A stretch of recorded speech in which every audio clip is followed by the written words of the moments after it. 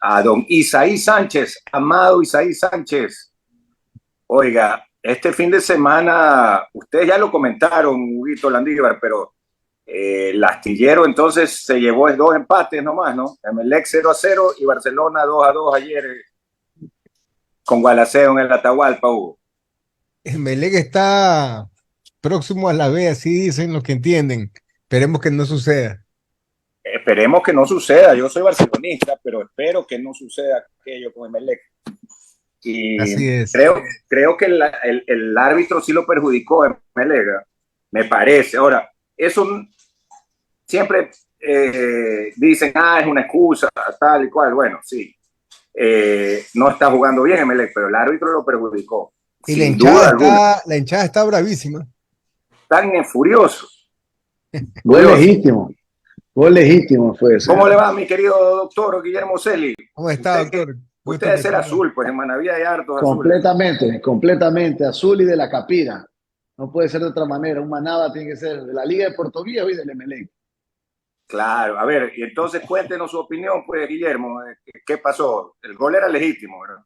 Legítimo, un gol legítimo y creo que faltando un minuto del adicional, minuto 97, un gol legítimo. Bueno, así es. Pero el bombillo tiene que salir adelante, más allá del mal paso de la dirigencia azul que hoy día hace aguas por todos lados. Pero bueno. Claro, bueno, la verdad es que nosotros tenemos una buena amistad y creemos que es una persona muy esforzada, seria, el ingeniero José Pilegui. Y ahora está en el directorio nuestro compañero aquí de Radio Atalaya, el abogado Andrés Ortiz, que estos días está de viaje. Pero, pero estos Ojalá, transiciones, ojalá enderecen el camino del equipo, porque claro, claro, está es que duro. estas También, bueno, transiciones, ¿no? también hay que reconocer que se nos ha lesionado Miller Bolaños y eso ha sido un problema también. Miller es medio equipo. Pero ¿por qué es eso, Guillermo? ¿Por qué dice, no está Miller y ya? Porque el equipo depende en ese caso de un jugador como Miller. Yo creo que el equipo no fue bien armado desde el inicio y eso hace también otro tema que las formativas son fundamentales. Yo creo que los equipos deben entender que si tú no tienes una buena escuela de formativas, te complicas. Ahí están los ejemplos más claros. Independiente y Liga de Quito. Tienen formativas, hacen recambios siempre, tienen un buen equipo y bueno, eso es lo que sucede. Me parece que el fútbol debe manejárselo también con un profundo proceso de preparación de las nuevas generaciones que hoy día están haciendo de qué hablar. Es como, por ejemplo, yo no entiendo también Antes cómo no Emelec se sí convoca. tenía, Antes sí, pero se ha perdido eso justamente. ¿Te acuerdas de los extraterrestres donde salió los extraterrestres, Carriero, por supuesto. ya Carlos Ramos, toditos de equipo? Bueno, ahora no. Entonces, bueno, es triste verlo al equipo allá en la cola, porque realmente a todos nos duele los azules que estemos allá en ese lugar de la tabla donde nunca nos ha gustado estar. Pero yo creo que puede salvar lo primero la categoría, porque no podemos ir a la Eso es B, lo que es lo más primero. importante. Eso es lo más importante, ¿no? Algo quería decir don Julio Ayala, que estaba el hombre, lo veo ahí, que quiere opinar también del fútbol. Bueno, es que me da pena porque dicen que la hinchada de Melé está brava. La hinchada de Melé está hinchada. Está hinchada. Sí, esa es la verdad.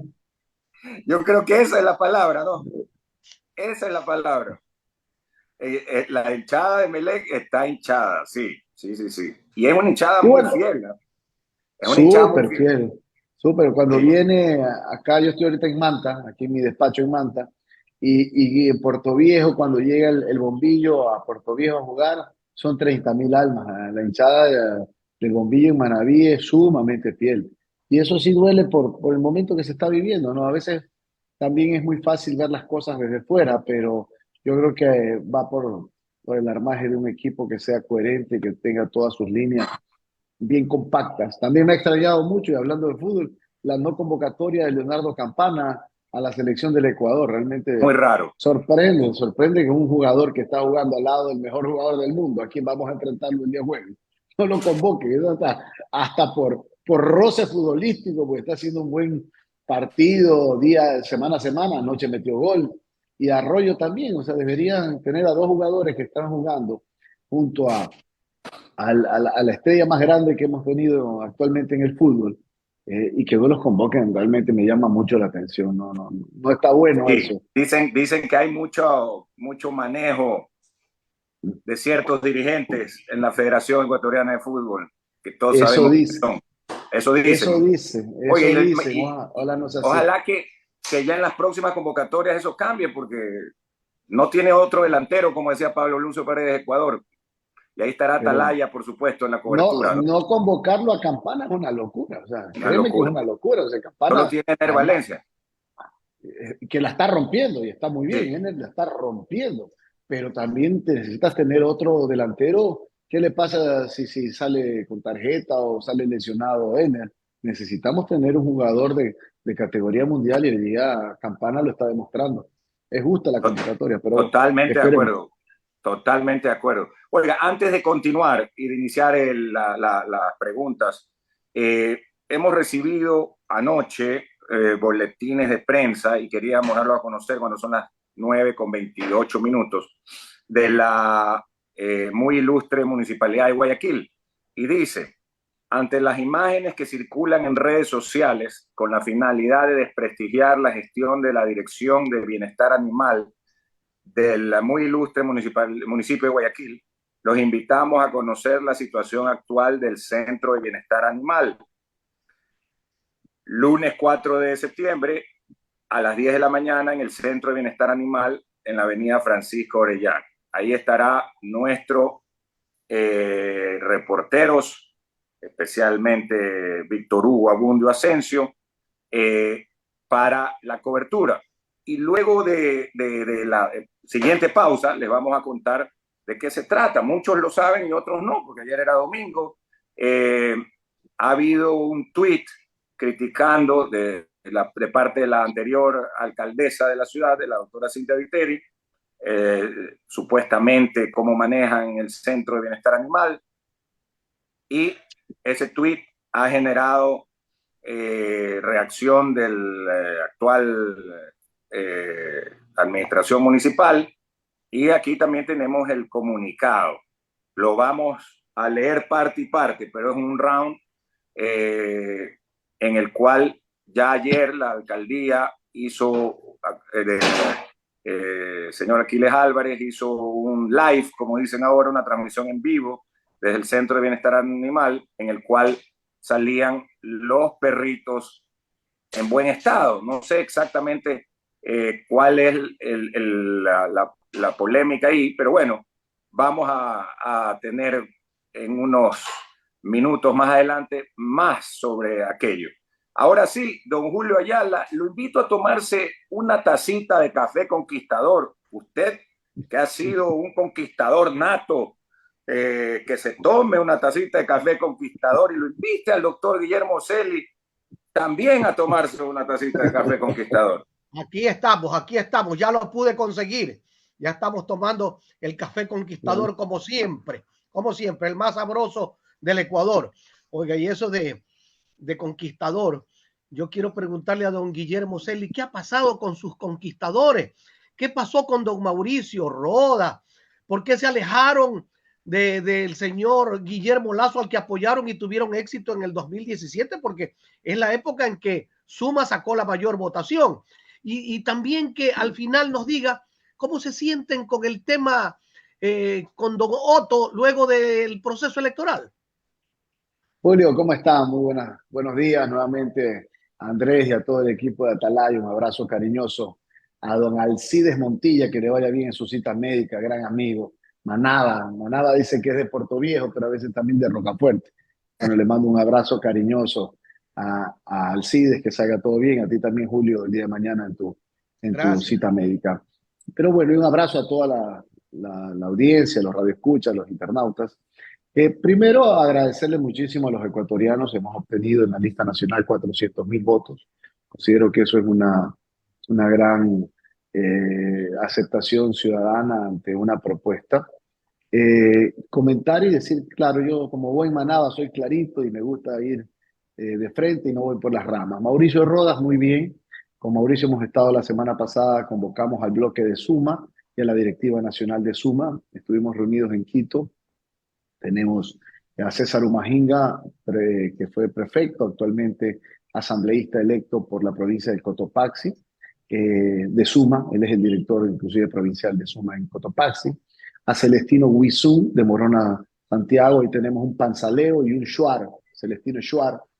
Celestino gana las elecciones en primer lugar, le gana a Pachacuti y le gana a la Revolución Ciudadana en Morona, Santiago. Estuvimos también con él, Karina Subía, estuvimos con Rafael Dávila también, que es de Loja, y Mauricio Rodas, la directiva, nuestras dos concejalas de Quito, Cristina López, André Hidalgo, y estuvimos justamente haciendo lo más importante. Primero, un análisis y evaluación de lo sucedido, y lo más importante adicionalmente es preparar la agenda legislativa. Yo veo que muchos están más preocupados de armar bloques legislativos, bancadas legislativas, que hay que hacerlo. Pero más importante es armar la agenda legislativa, Julio. ¿Qué es lo que vamos a hacer en la Asamblea Nacional? Y eso es lo que a nosotros realmente nos interesa. Hemos tenido una conversación de casi 6 o 7 horas con una jornada de trabajo dejando listas nuestras leyes por la seguridad. Hay 2 leyes que vamos a llevar a la Asamblea para fortalecer la seguridad y que el gobierno pueda tomar el toro por los cuernos en materia de los regímenes de máxima seguridad para delincuentes de máxima peligrosidad. El tema también de los perímetros sagrados. Yo escuchaba y leía este día sábado, me parece que salió en la prensa nacional, que descubrieron una red que vendía drogas a la salida de los colegios en Quito. Eso tiene que declararse perímetros sagrados a los perímetros escolares. Están matando a nuestra niñez y juventud y vamos a ir a la asamblea por eso. Y estuvimos junto con Mauricio, que está muy activo en temas de carácter ambiental a nivel mundial. Mauricio es miembro y además director ejecutivo de una organización a nivel internacional de la lucha contra el cambio climático. En esa organización está la alcaldesa de París, está el alcalde de Río de Janeiro, está Jeffrey Sachs. Entonces hay un gran equipo, inclusive para poder ayudar al Ecuador hoy día con el tema del referéndum por el asunto del Yasuní.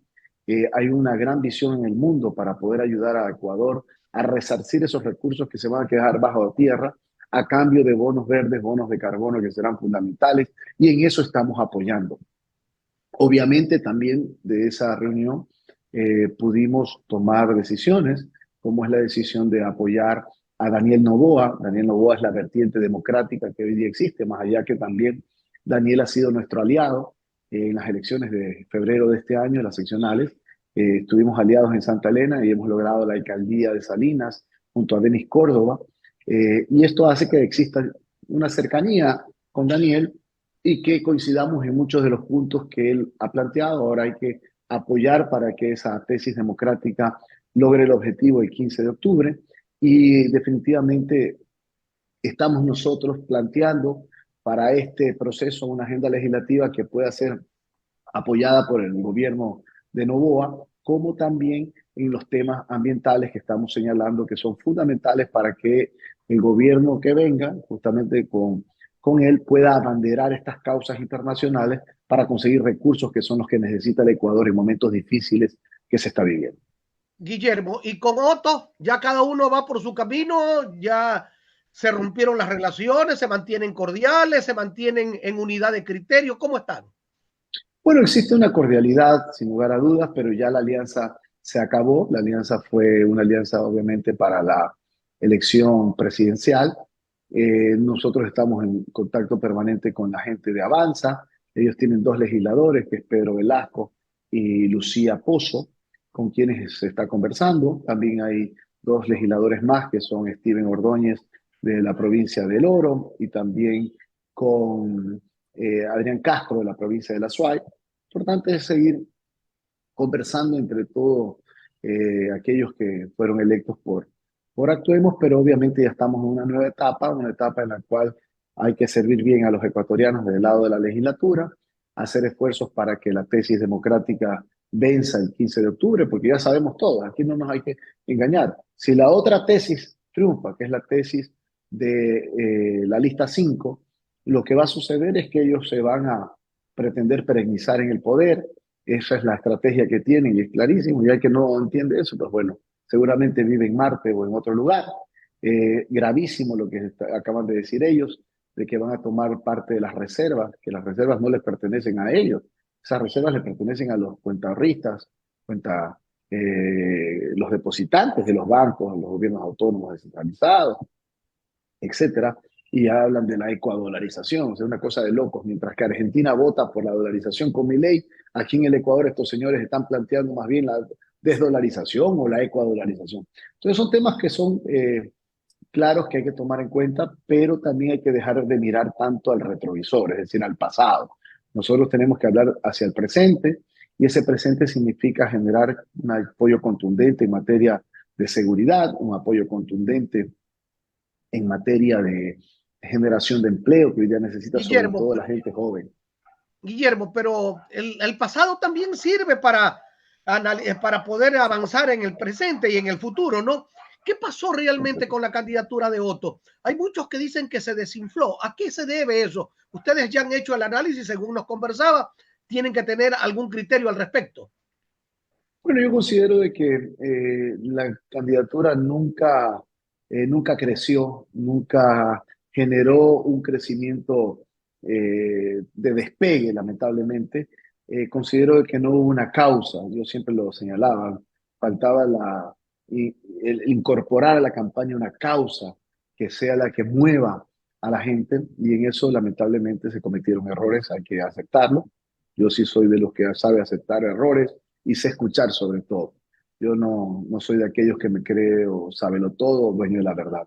De ninguna manera. Yo siempre aprendo de las experiencias, aprendo también de la gente. El ciudadano, el ecuatoriano, tiene valiosísimas ideas, propuestas y el día a día. Felizmente yo estoy siempre en el territorio. Yo no ando obnubilado en las alturas, sino siempre ando obnubilado por lo que me dicen los ecuatorianos a lo largo y ancho de las 4 regiones de nuestro país. Y eso es importante. Yo creo que eso sucedió, una campaña la cual no despegó por una falta de causa, no se aglutinaba a una causa. Y bueno, definitivamente también debemos aceptar que el lamentable asesinato que manchó la democracia en el país a Fernando Villavicencio cambió absolutamente todo, y también un ataque velado y mediático que se le generó en contra de la campaña de Otto, y eso golpeó definitivamente en el proceso de campaña electoral. El doctor Hugo Landívar continúa con el diálogo. Muchas gracias, Julio. Qué gusto saludarlo, doctor Guillermo Celis. Nos vimos en algún rato en Santa Elena. A ver, Así es, Hugo. Un abrazo a la distancia. abrazo. Usted ha dicho que va a fiscalizar el Consejo de la Judicatura. Cuénteme cuál es el lineamiento hacia esto, ya que realmente yo creo que nos ha quedado debiendo a todos los ecuatorianos estos 7 meses con el señor Terán al frente, ¿no? Un abrazo a la distancia nuevamente, pero mira, es que es claro, evidente, lo que está sucediendo en la judicatura no tiene nombre. O sea, esta gente cree que va a pasar cantando sin que nadie les haga absolutamente nada en materia de fiscalización. Han hecho todo para denigrar lo que es la magistratura, de administrar la parte al menos disciplinaria de la justicia del país. Aquí no se ha hecho absolutamente nada en materia de aquellos jueces que han actuado en contraderecho, que han prevaricado, aquellos jueces que han liberado a delincuentes que son parte del crimen organizado, o delincuentes también de cuello blanco que han golpeado terriblemente a la credibilidad del país. Y ellos tienen que responder al respecto. ¿Dónde están los procesos de evaluación permanente a los jueces? ¿Dónde están los procesos de selección de jueces? ¿Cómo se han llevado adelante? Y esto tiene que develarse, unos procedimientos tirado de los cabellos en los cuales se presentan 5 miembros o los 5 vocales y dicen que tienen mayoría con 2 porque solo habían 3. O sea, unas triquiñuelas, unas cosas de loco. Y nosotros vamos a ir a fiscalizar al Consejo de la Judicatura. Esto no puede seguir así. Inclusive pretendemos plantear una reforma a cómo debe estar integrado el Consejo de la Judicatura, y yo voy a lanzar mi criterio como abogado. Y vivo del ejercicio profesional. Yo no vivo de la política, yo vivo de mi ejercicio profesional como abogado, como jurista y como catedrático universitario. Es que no puede el Ecuador tener una justicia bicéfala, es decir, una justicia con 2 cabezas. La una del presidente de la Corte Nacional de Justicia, que ha actuado bien al quitarle completamente todo tipo de respaldo a este señor Terán, que realmente le ha quedado grande y grandísimo el puesto, que más está haciendo TikToks que generar respetabilidad y defender la magistratura de ser presidente del Consejo de la Judicatura. Y por otro lado, tener a un presidente de la Judicatura. Yo soy de la idea, y que existe muchísimo en las legislaturas de América, sobre todo, de que hay una sola cabeza, debería existir en la función judicial, en este caso, que el presidente de la Corte sea el que presida también el Consejo de la Judicatura y que luego los miembros vengan de otras vertientes, estoy de acuerdo, pero que el presidente de la Judicatura tiene que ser obligatoriamente el presidente de la Corte Nacional de Justicia. ¿Por qué?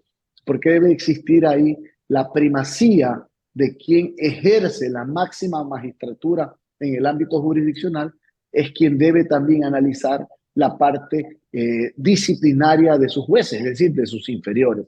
A mí me parece que eso sería fundamental para evitar que la función judicial sea bicéfala, tenga dos cabezas, cuando debe tener una sola cabeza en materia de disciplinaria, como también de análisis jurisdiccional del cumplimiento no de las sentencias en el caso de los grados inferiores. A mí me parece que eso será fundamental y eso nosotros vamos a llevar también a plantear siempre del lado de la proposición. Cuando uno fiscaliza, también tiene que generar cuáles son las acciones alternativas que permitan mejorar lo que hoy día estamos señalando que no está bien. Es que eso es parte de la fiscalización, ¿no? Llevar estos proyectos, ¿no? Usted ha hablado sobre unos proyectos de seguridad que llevará 2 leyes a la Asamblea. ¿En qué consisten? Bueno, dos leyes que son fundamentales. La una es la creación de una reforma al Código Orgánico Integral Penal para crear regímenes de máxima seguridad para delincuentes de máxima peligrosidad. ¿Eso qué significa? Significa que hoy día hay cerca de 3.000 delincuentes de máxima peligrosidad que son parte del crimen organizado. Ellos deben tener un régimen de máxima seguridad, donde se acabe cualquier privilegio penitenciario.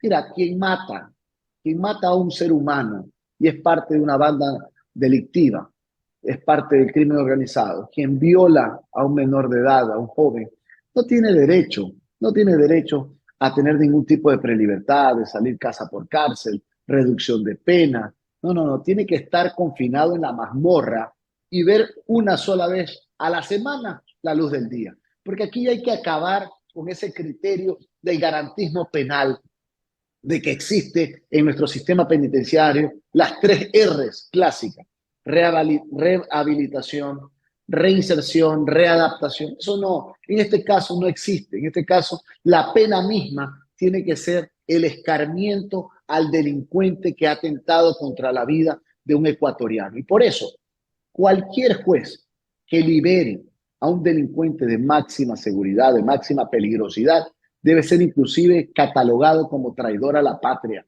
porque lo que está haciendo es que liberando a estos delincuentes salen a las calles a matarnos a los ecuatorianos, que lo único que queremos es trabajar y sacar a nuestras familias adelante. Y Pero, un doctor, segundo elemento, sí, por perdón, supuesto.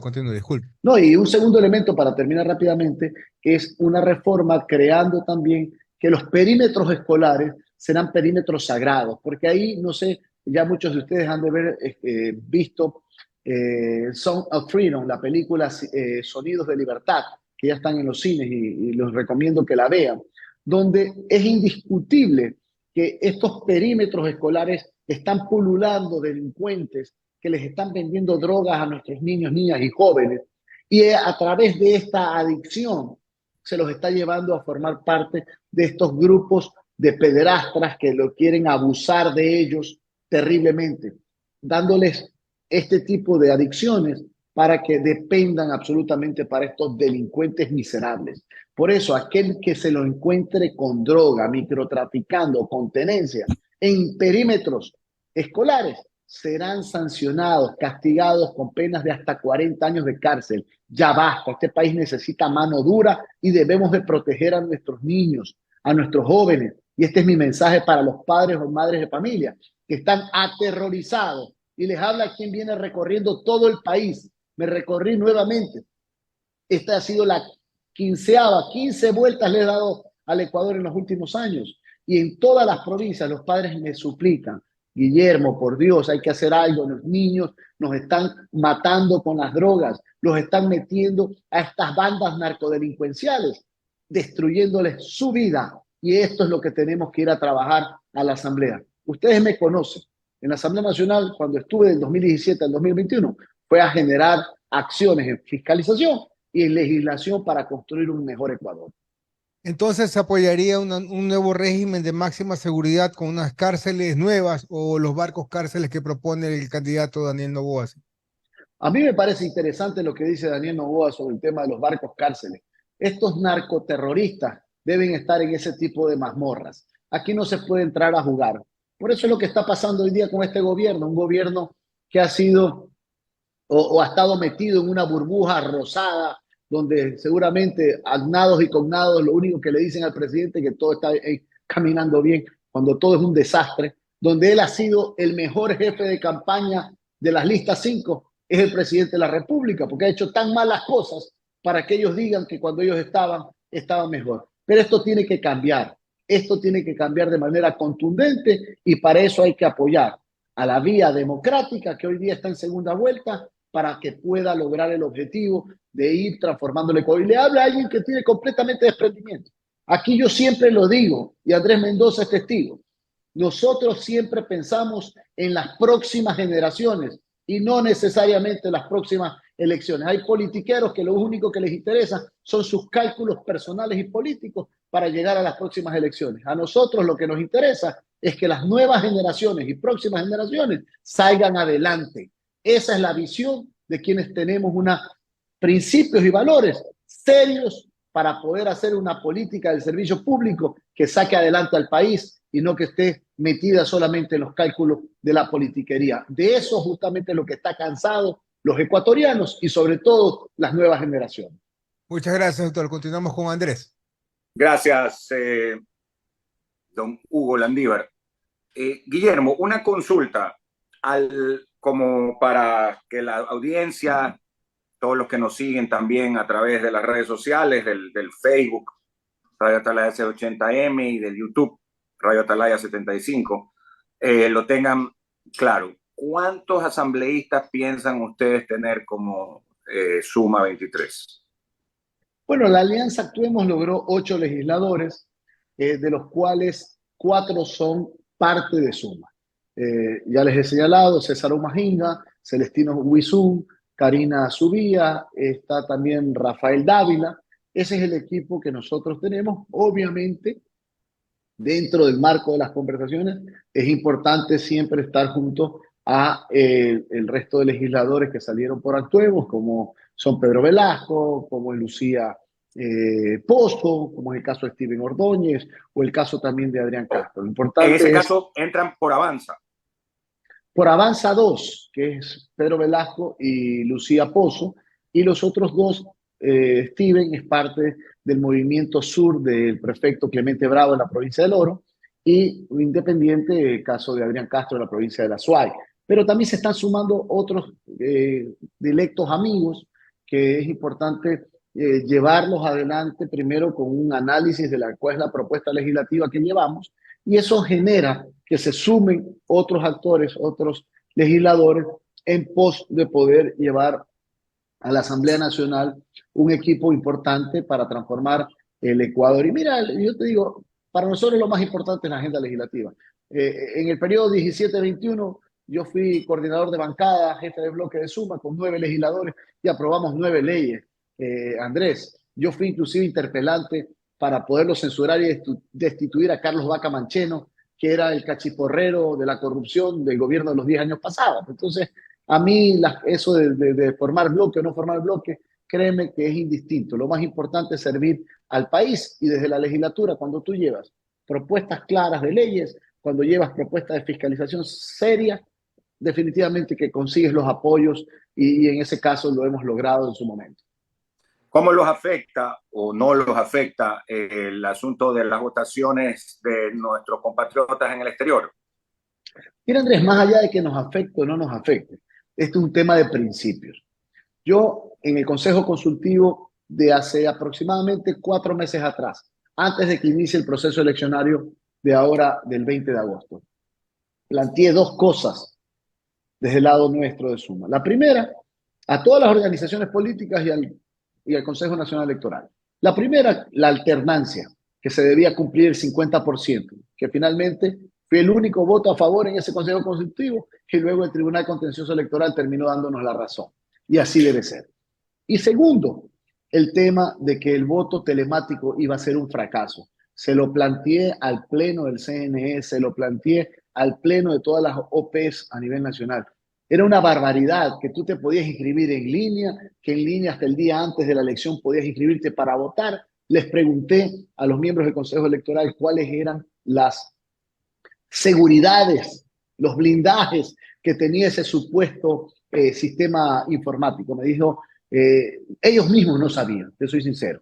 Y el tiempo nos dio la razón. Claro. Fue un desastre, O sea, el voto caos. telemático, un caos absoluto, porque no te generaba, yo se lo señalé, tenemos hasta que no tengamos algo serio que funcione, que tengamos inclusive como un plan piloto. ¿Cómo vamos a llevar eso a una votación general? Que teníamos que ir a la votación presencial con papeleta en el exterior. No, que hay que mandar las papeletas. Créeme que yo hay cosas que no entiendo, Andrés. ¿Cómo es posible que las papeletas salgan del Ecuador hacia los consulados del mundo entero?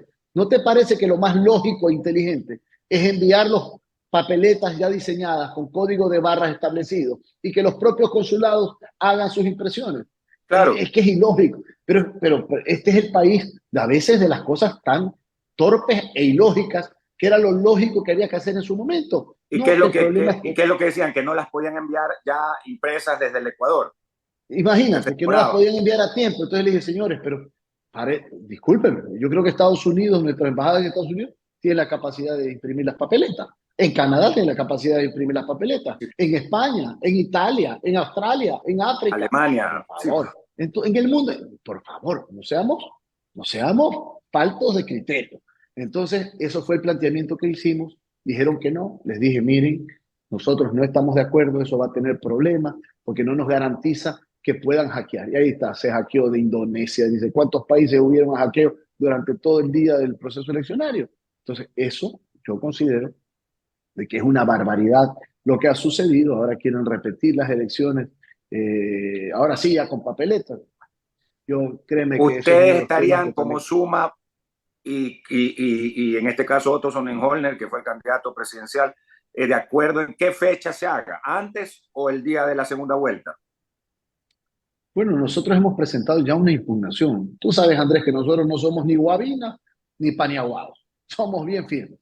Nosotros ya hemos presentado el fin de semana una impugnación ante la decisión del Consejo Electoral de repetir esas elecciones en razón a que ellos han cometido el error y más bien tienen que rendir cuentas. Y eso también tiene que ser producto de un profundo análisis e investigación que debe develarse cuanto antes en materia de lo que es este proceso eleccionario en el exterior, que se lo advertimos y lamentablemente sucedió justamente las preocupaciones que nosotros teníamos. Muy bien, nos vamos a la pausa comercial. Antes de ir con las preguntas del licenciado Julio Ayala Serra, hacemos una breve pausa a las 9:56 minutos, 9:56. Las 10 de la mañana ya con 4 minutos, 10 con 4 minutos. Continuamos en la parte final de esta entrevista con el doctor Guillermo Celi, hombre duro de Suma, además en la provincia de Manabí. A propósito, usted está, ¿por dónde lo encontramos hoy, Guillermo? En Manta, Andrés, estoy en Manta, En Manta. aquí en mi estudio jurídico. Yo ejerzo la actividad del derecho aquí en Manta. Y bueno, aquí hay una gran potencialidad en materia de desarrollo portuario, lo que es la exportación pesquera del atún y el camarón es muy importante en Manta, nada más allá del desarrollo inmobiliario que está teniendo, que es muy importante para el país. Claro, claro, claro que sí, sin duda. Vamos con las preguntas del licenciado Julio Osvaldo Ayala Serra. Gracias, Andrés. Guillermo, usted ha dicho una cosa que para mí es muy trascendente. Hay que pensar en las generaciones futuras. Pero estas generaciones futuras están atacadas por el mal de la drogadicción y por el mal también de una especie de fanatismo por la tecnología. Si no es la droga, es el tiki-tiki del celular, de la internet, que no nos deja avanzar. ¿Usted ha visto cambios en la educación últimamente hacia la calidad de la educación? ¿Usted ha visto alguna cosa que a la ministra de Educación la catapulte y podamos decir qué buena ministra de Educación? Dicen que ella es como los árbitros, que son más buenos cuando nadie los toma en cuenta. Pero así no se maneja la educación de un país. Mire, usted ha nombrado el caso de las drogas. ¿Ha visto usted alguna campaña del gobierno en el sentido de prevención de la drogadicción? ¿Hay algún cambio en la conducta de los padres de familia? ¿Se han creado las escuelas para padres? ¿Se ha buscado cambiar los paradigmas educativos en el sentido de no solamente ir por el enseñamiento de la ciencia, sino también de la formación del individuo, que es fundamental? No hay nada de eso. Entonces estamos marcando el paso hacia atrás y no hacia adelante. Está muy bien lo que usted ha dicho de que van a aumentar las penas para quienes infrinjan la ley, especialmente en los casos de drogar a los menores. Pero también lo otro es fundamental. ¿Qué piensa al respecto, Guillermo Celi? Completamente de acuerdo con usted, Julio. Y hay dos cosas importantes que hacer. Primero, el Ecuador y los ecuatorianos, la juventud ecuatoriana necesitan una profunda reforma educativa. Aquí en el Ecuador se han perdido los principios y valores de nuestra nación, que sí las tenemos. Por ejemplo, aquí hay que incorporar materias como moral y cívica, lugar natal, lógica y ética, que fortalezcan esos principios y valores de la nación. A los jóvenes, en muchos de los casos, ya no saben ni quién fue Alfaro, quién fue Atahualpa, quién fue Rumiñahui, quién fue Tránsito Amaguaña, quién fue Manuela Sáenz. Esa es la realidad. Y tenemos que enorgullecernos de esos grandes líderes y héroes de nuestra historia que tienen principios y valores que son propios de nuestra nación para proyectarlas hacia adelante. Coincido con ustedes, una ministra de Educación que lo único que ha hecho es, yo no sé qué ha hecho realmente, es nada. Y para este tipo de cosas hay que jugársela, ¿no? Estas reformas son unas reformas en las cuales tienen que ser debatidas a nivel nacional. Yo creo que también importante es la incorporación de dos mecanismos. Usted ha dicho también el tema de la tecnología. ¿Qué hacemos entonces para que los chicos estén más dedicados a las actividades propias de su intelecto y su desarrollo personal, que vayan de la mano, sí, con las nuevas tecnologías, porque te ayudan a descubrir otros mundos a los cuales no has tenido acceso, inclusive de conocer?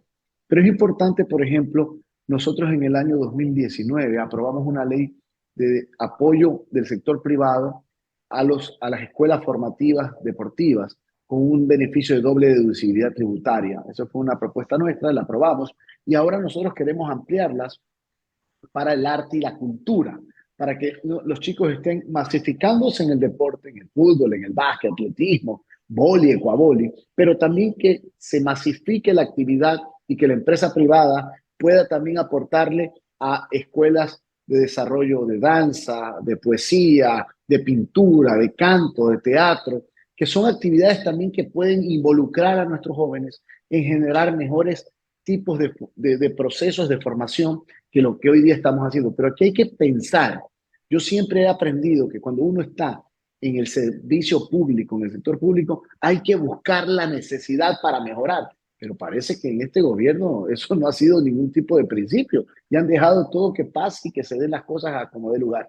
Yo sí creo que es importante entrar a esta acción. Ojalá que el tiempo en la asamblea nos dé, o si no, habrá que hacerlo a partir del 2025 en la siguiente asamblea, porque este proceso será de apenas 16 meses, muy rápido, y hay temas importantes en materia de seguridad y empleo que hay que hacer inmediato.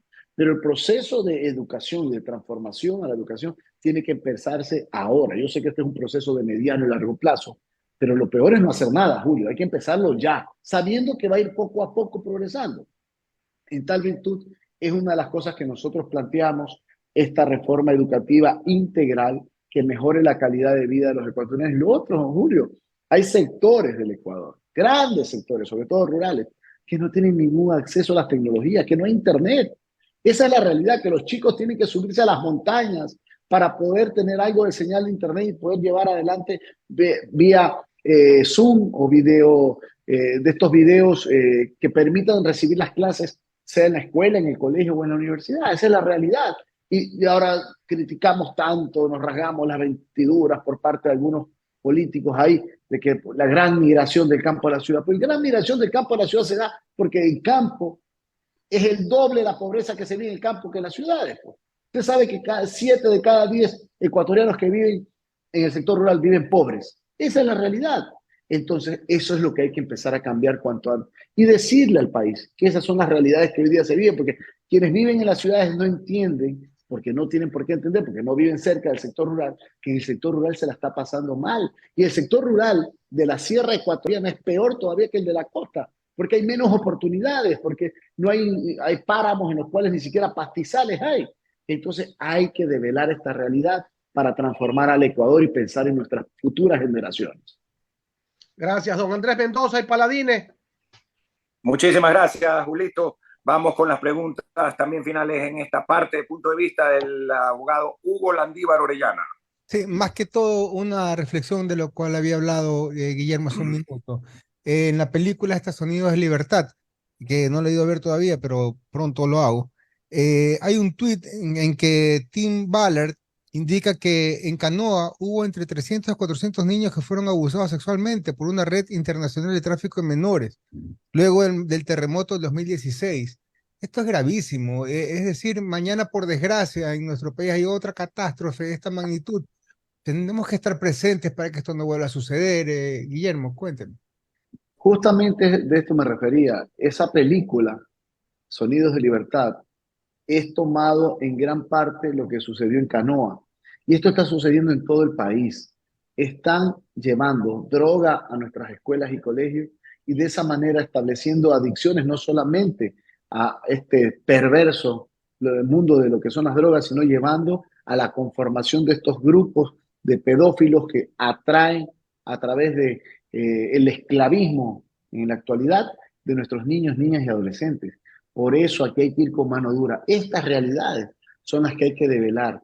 Parece mentira, pero los padres y madres de familia a lo largo y ancho del Ecuador nos suplican con lágrimas en los ojos de que tomemos acciones inmediatas para ponerle el freno a una realidad que todos los días se ve a lo largo y ancho del país, que es el flagelo de las drogas, y ahora con esta perversa droga sintética llamada el fentanilo, que mata a los seres humanos. Mira lo que está pasando en los Estados Unidos, es una barbaridad. Esto es una barbaridad porque es una droga mucho más barata y esto está generando inclusive ya la pérdida de la especie humana en varios sectores del país del norte y lamentablemente ya estamos viendo que también el Ya hemos Ecuador visto videos ha en llegado. Guayaquil Así también. es, así es, Barbaridad. así es. Muchas gracias, Guillermo. Continuamos con Andrés. No, Yo gracias a ti. no he visto la película, pero me han contado lo de la historia y la verdad es que, como bien decía Hugo y como dice Guillermo, es espeluznante, ¿no? Y no puede ser que ahora que se avecina el fenómeno del Niño, por ejemplo, y que va a haber desastres naturales producto del fenómeno del Niño, claro, que se dé ningún tipo de estas barbaridades de abusos Son sexuales. esclavitudes modernas, son modos de esclavitud moderna. Esto es terrible. Son, correcto, como tú dices, ¿no? Son esclavitudes modernas. Y la verdad es que una vez que se da el daño, pues son, no digamos que irreversibles, pero sí algo que deja marcado para siempre, para toda la vida a la víctima y obviamente a sus familiares, ¿no?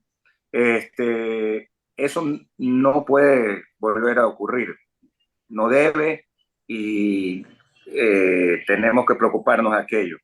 Mira, Andrés, un abusador de menores tiene que ser extraído, sacado de la sociedad y puesto en una mazmorra hasta el último día de sus días.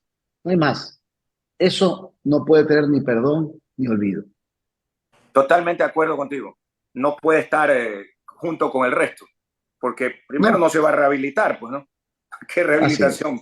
Claro, es clarísimo. Muchísimas gracias al doctor Guillermo Celi, presidente nacional de SUMA. Imagino que ustedes se prepararán para las elecciones que están a la vuelta de la esquina del 2025. La campaña empezará en julio del próximo año, agosto. O sea que luego del trabajo que tienen que hacer en la parte legislativa, obviamente, en lo que tiene que ver a la organización política, ustedes tienen alcaldes también, ¿no? Concejales y todo, Guillermo. Tenemos 32 alcaldes, 2 prefectos y tenemos un gran equipo de gente nueva, de gente valiosa que está haciendo su trabajo con mucho esfuerzo, con pocos recursos, porque también ha habido problemas de transferencias de los recursos a nuestros gobiernos autónomos descentralizados y en general esto ha sucedido, ¿no? Pero estamos en un momento en que hay que ser creativos y tomar acciones importantes en materia de seguridad y de empleo que hoy día tanto necesita el país y los ecuatorianos. Oiga, me dejó pensando en la parte previa, antes de la pausa, sobre el tema de la guabina, porque yo sé que es un pez, entonces yo dije, ¿cómo no va a ser? ¿Cómo no somos guabina? Pero ya estoy viendo el significado y estas cosas hay que ir directamente, cuando uno no tiene claro los significados, no quedarse así pensando sí. La guabina es ese pescado gelatinoso que se te va de las manos. Y justamente a eso me refería. Yo no soy ni somos guabinosos, esos gelatinosos o que no son claros. Nosotros siempre, y al menos en mi caso particular, esos son mis principios y valores: ser frontal, decir las cosas como considero que deben decirse y ser transparentes en la vida. Creo que es lo que nos ha dado resultados siempre y esa debe ser la forma de conducta de las personas. No, y interesante, ahí dice la definición de la Real Academia Española de la Lengua, persona que interesadamente y con frecuencia cambia de parecer o de filiación política, o que se abstiene de tomar partido. Ahí está. Más claro no canta un gallo. Muy bien, nos vamos a ir a la pausa comercial y volvemos con más esta mañana en Punto de Vista a través del sistema de emisoras Atalaya. Es lunes, estamos ya, es el primer lunes del mes de septiembre, estamos 4 de este mes y el tiempo, a propósito, en la ciudad de Guayaquil, ya que no está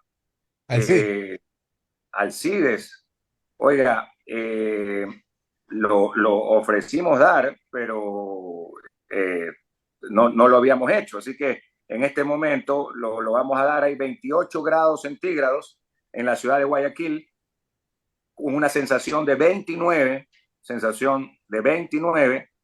a esta hora, por supuesto, los rayos UV están en 6, que es alto, hay que tener cuidado.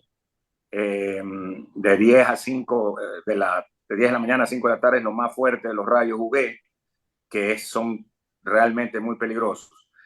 Para el día de hoy no se prevé lluvias, así es que bueno, eso es lo que podemos decir por el momento. Nosotros no hacemos el informe tan pormenorizado, obviamente, como Almond Weather Channel, Alcidito Montilla, pero bueno, vamos a la pausa y ya volvemos en Atalaya. Gracias. Gracias Andrés, Hugo y Julio. Un abrazo.